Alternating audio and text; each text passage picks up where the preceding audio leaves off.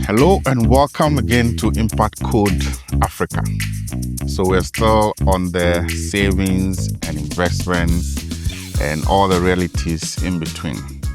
This is episode 4, where we're going to tackle emergency funds.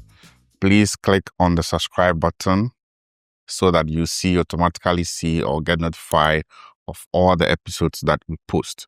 One event that can happen to you, as an emergency can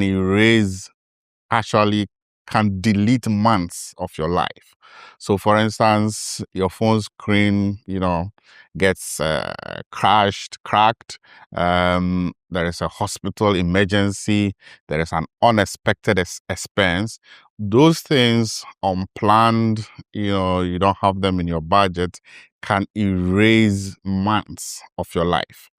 And the scary part is that most of us don't think that it will happen to us until it does, right? That's why it's an emergency. And if you're not planned for it, then it kind of sets you back and erases months of your life.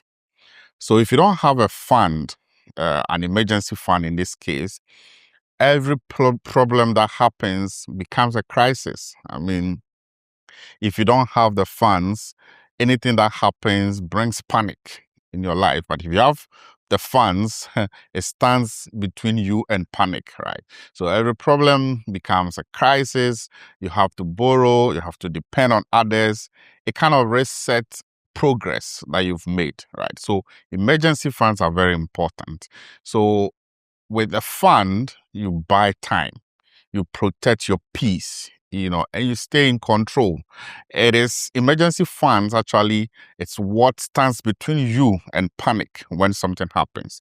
You can feel confident if you have emergency funds. You know that, oh, something happens, I'm covered. It is not luxury money.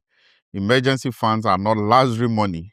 It is survival money, And as I said, it is the money between you and panic. So, simple rules, how someone will say, okay, so how do I have emergency funds? Make it simple. So I'll take you through 3, steps. The first is to start with 1 month. So calculate your monthly expenses, not your salary, your monthly expenses. So how much do you spend in a month? And target to build a fund that at least covers your 1 month expenses. That's your first step. That's your first target. Calculate your expenses for the month and target to build a fund that can take care of 1 month of your expenses.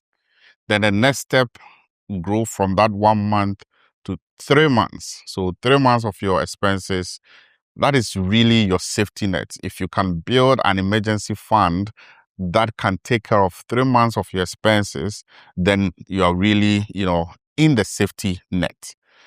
And then number 3 is to keep it separate. So it is not your main mobile money account. It's not your main bank account. It's not the account that you spend from. You have to make it less accessible. I mean, it will be accessible to you when you have an emergency, but it's not your everyday, Momo account, bank account, what you spend from. So it will be accessible, but it should not be tempting. It should be far away enough that it doesn't tempt you.